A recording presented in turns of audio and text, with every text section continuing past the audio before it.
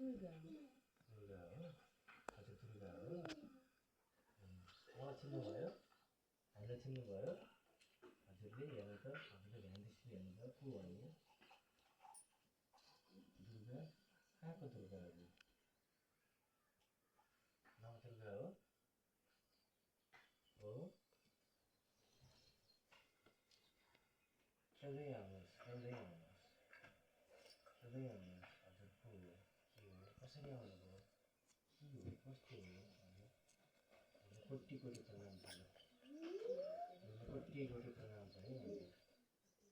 कोटी कोटी प्रणाम छ तर मैले यो मान्छेलाई नै चिनेको छैन हो यो मान्छेले चिनेको छैन छैन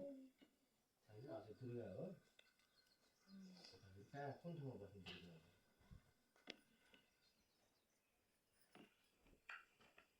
हजुर कुन ठाउँमा बस्नु दुर्गा भन्नुहोस् त कुन ठाउँमा बस्नु दुर्गा हजुर हामीलाई चिन्नु भएन चिन्नु पर्ने हो त दुर्गाले त चिन्नुहुन्छ है हजुर अङ्गमा कसरी आउनु कहाँबाट आउनुभयो हजुर हामी अङ्गमा हजुर कसरी आउनुभयो कहिलेबाट आउनुभयो हजुर कहिलेबाट आउनुभयो हजुर कहिलेबाट आउनुभयो 4 वर्ष लाग्न लाग्यो 4 वर्ष अनि कहाँ कहाँ जानुभयो बिरामी पनि भएको थियो अरे बिरामी पनि भएको थियो कसरी भयो के भयो कसरी भयो के भयो सबै भन्नुहोस् त हजुर राम्रो गरिदिन्छ नि भन्नुहोस् त सपनामा मनले चाहिन उसले के छैन यो थाहा पाएन होला नि त कसैले गरेको छैन केही गरेको छैन थाहा पाएन होला नि त होइन र कसैले त भनेको थियो कसले भनेको थियो नाम भन्नुहोस् उसको नाम सन्जा हो कुन ठाउँ छ त्यही वरिपरि सम्झ भने यो माथि के भनेको थियो के भनेको थियो दिदीको आगमन हुँदैछ भन्ने थियो हो अनि तपाईँ कहाँ कसैले उसलाई मान्नै चाहेन अनि तपाईँ कुन ठाउँमा बस्ने दिदी कहाँको दिदी तपाईँ कहाँबाट आउनुभयो तपाईँको पुस्ता कहाँ थियो यति बेलासम्म कहाँ बस्नुभयो के खानुभयो कसरी बस्नुभयो कुन चौकीपिठो तपाईँ कसरी आउनुभयो भन्नु सबै भन्नुपर्छ तपाईँ यदि हो भनेदेखि सबै भन्नुपर्छ तपाईँको अन्तर्दृष्टिले हेर्नुहोस् हामी को हो भनेर एकचोटि हामी यहाँ बसेको छ हामी को हौँ हेर्नु त एकचोटि सक्नुहुन्छ देउता हो भने हजुरले सक्नुहुन्छ है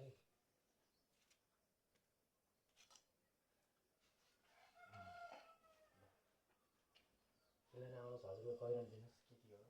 यतिकै माया छैन को हुनुहुन्छ दुर्गा आउँदाखेरि कसरी आउनुहुन्छ कसरी आउनुहुन्छ के हो तपाईँ कुन ठाउँमा बस्नुहुन्छ हजुर कहाँ कुन दुर्गा हो हजुर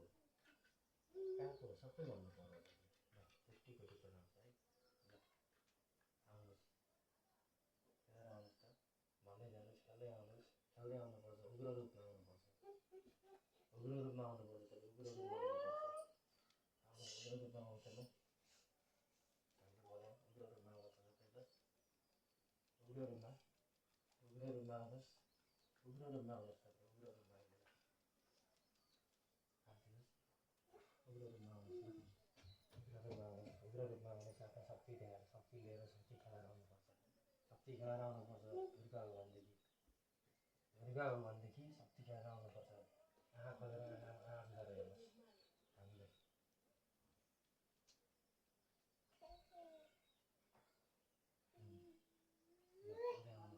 को हामी को हो भन्न सक्नुपर्छ तपाईँ दुर्गा हो भनेदेखि म को हो खेलाएर आउनु सबै कहाँ कहाँ हुनुहुन्छ सबै खेलाएर आउनुपर्छ खेलाएर आउनुपर्छ है दुर्गा हो भनेदेखि खेलेर आउनुपर्छ पर्छ तपाईँहरू पनि आउनुपर्छ खेल्दै आउनुपर्छ तपाईँ पनि ल खेल्दै आउनु आफ्नो रूपमा आउनु खेल्दै आउनु त ल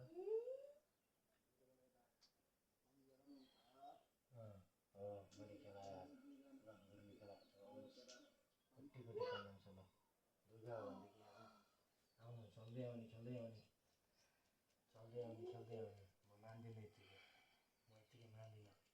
तपाईँलाई पनि थाहा छ म यत्तिकै मान्दिनँ भनेर चौखपटमा हाल्छु चेकजात गर्नुपर्छ चलेर आउने खेलेर आउनु लु तपाईँ कहाँको कहाँबाट आउनु तपाईँ ल भन्नु दक्षिण गल्लीबाट हो दक्षिण गल्लीमा हो कहाँबाट आउनु हो दक्षिण गल्ली हो हो हो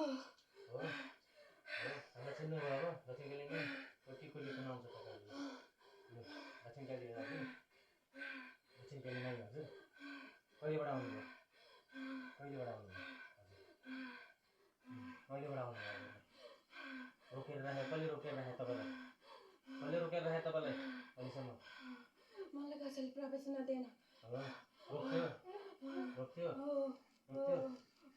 हामी को हो ल भन्नु हामी को हो भन्नु त ल अब दक्षिण गल्लीमै को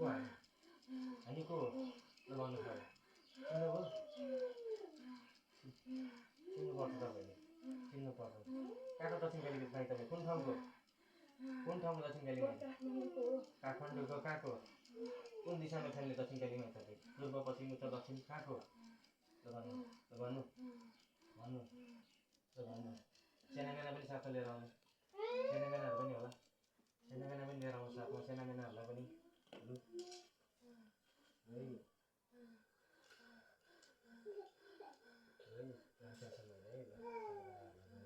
लु भन्नु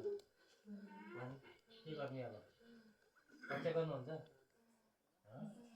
म यो मान्छेलाई रक्षा गर्न चाहन्छु हो यो मान्छेलाई धेरै पीडादायी थियो के यो भयो मान्छेलाई धेरै कष्टमा थियो यो मान्छेलाई रक्षा मैले नै गरेको नत्र पनि यो मान्छे पहिल्यै मरिसक्थ्यो अनि अरू सबै भन्नु बच्चाले के भएको मैले रक्षा गरेकै हो बच्चाले के भएको यो बच्चालाई के लाग्छ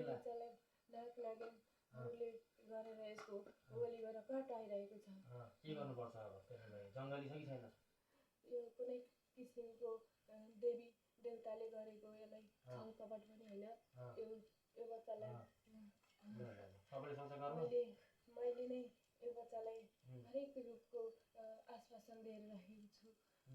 त्यही भएर यो बच्चा बोल्न सकिरहेको छैन के आश्वासन दिएर राखेको छ राम्रो शिक्षा दिन्छु अनि राम्रो कपडाहरू दिन्छु राम्रो बिरुवाहरू किनिदिन्छु राम्रो चिजहरू गराउँछु भनिरहेको छु दिन नसकेर होला नि के भयो भन्नु त तपाईँ को हुनुहुन्छ साथमा दक्षिण गल्ली अनि को हुनुहुन्छ अरू को हुनुहुन्छ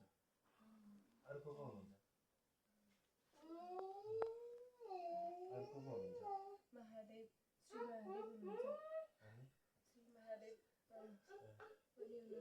श्री महादेव पनि हुनुहुन्छ कहाँ हुनुहुन्छ श्री महादेव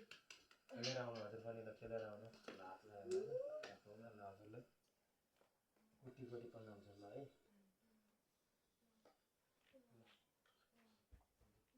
खेल्दै आउनु म अझै चेकचाक गर्छु रोकिन्छ छेकिन्छ अब कसैले भालालाई कति गर्दैन अब रोकेर आउनु छोड्नु कसैले रोक्न खोज्छ कि हुँदैन अब रोकेर रोक्न खोज्छ सक्दैन यो घरको यो जेठो छोरा बिरामी छ जेठो छोरालाई के भएको दिनेशलाई के भएको छ तपाईँ सक्नुहुन्छ भने दक्षिण गल्लीमै ल भन्नु त अब ल भन्नु उसलाई भन्नु त ल उसलाई धेरै गाह्रो छ के हो कसरी हो के हो उसको घर दिशा पूर्वपट्टि बस्ने एउटा अति नै बुढो भइसकेको मान्छे छ उसलाई धेरै गाह्रो छ किनकि ऊ हरेक रूपमा ऊ आफ्नो दुःख गर्न चाहन्छ आफ्नो दुःखले बाँच्न चाहन्छ किनकि उसको बोली अलिक कडा छ किनकि सबैसँग बोल्न त बोल्छ तर पनि बोले पनि उसले कसैलाई नरम व्यवहार गर्दैन किनकि उसको खरो व्यवहारले गर्दाखेरि नै उसलाई कहिले कता जाने मन कहिले पूर्व कहिले पश्चिम कहिले उत्तर कहिले दक्षिण दौडिरहने मन गराउँछ उसलाई उसको शरीरमा यति धेरै कष्ट दिएको छ कि उसले चाहेर पनि उसलाई निकाल्नै नसक्ने गरेर उसले कतै नपाउनेसम्म दिएको छ। अनि के गर्नुपर्छ यसको लागि? यसको लागि के गर्नुपर्छ? यसको लागि महादेवीलाई महाकालीलाई उसले अनन्त भएर उसले सधैँ भक्तिपूर्वक उसले देवी मातालाई सधैँ पूजा आर्चना गर्नुपर्छ। देवीलाई अनि के हुन्छ त्यसपछि? अनि उसको शरीरमा भएको रोगहरू आफै कटिँदै जान्छ। कतिले हुन्छ? अनि उसको घरमा 2टा बच्चा पनि छ। एउटा छोरा छ, एउटा छोरी छ। छोरीलाई पनि दुःख छ उसको। के भएको छ? उसको श्रीमतीलाई पनि दुःख छ। के भएको छ? उसको घर गृहस्थीमै राम्रो छैन। उसको घरको चारसुमा यस्तो चिज गाडिएको छ कि उसले चाहेर पनि त्यो निकाल्न सक्दैन। उसले त्यो निकाल्नको लागि आफूले कर गरेर होइन कि उसको महादेवीको भक्ति शक्तिबाट मात्रै निकाल्न सक्छ, नत्र भनी सक्दैन। के रहेछ हड्डी? के रहेछ? उसको घरको सुरमा यस्तो जीवात्माको हड्डी गाडिएको छ कि उसको शरीरदेखिबाट नै खिचेर गाडिएको हुनाले उसलाई धेरै गाह्रो भइरहेको छ। पछि गाडे कि अगाडि गाडेको? अहिले भर्खर गाडे? कति भयो? यो गाडिएको लगभग भइसक्यो 15 वर्ष भन्दा पनि अझ अगाडि जस्तै गाडीको रहेछ। उसको घरको 4 किल्लामा यस्तो गरी गाडीका हुनाले उसलाई कुनै चिजको पनि घरमा राम्रो सभ्यता, घरमा मेलमिलाप हुन नसकेको हो। घरमा मेलमिलाप कसै गरी पनि हुन सक्दैन, किनकि उसको घरको कुनै पनि गृहस्थीमा मिलेकै छैन। त्यही भएर देवी मातालाई खुसी गर्न सक्यो भने उसको घरको असाध्यै शान्ति हुन्छ। देवी माता उनीहरूसँग अत्यन्तै प्रसन्न भएर जब उहाँहरूको यो दुःख कष्टदेखि उनीहरूले आफूले शरीरले सकुन्जेलसम्म जति देवीलाई खुसी पार्न सक्छ त्यतिखेर मात्रै उनीहरूको उद्धार हुन्छ। नत्र भने उनीहरू यही दलदलबाट उनीहरूको कुन घटना हुन्छ थाहा हुँदैन।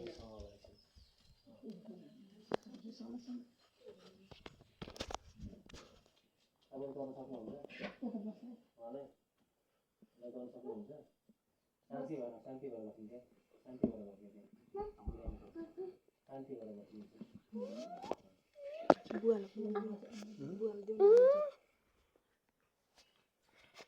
किनकि मेरो अत्यन्तै प्रिय र मेरो साथी यहीँ परको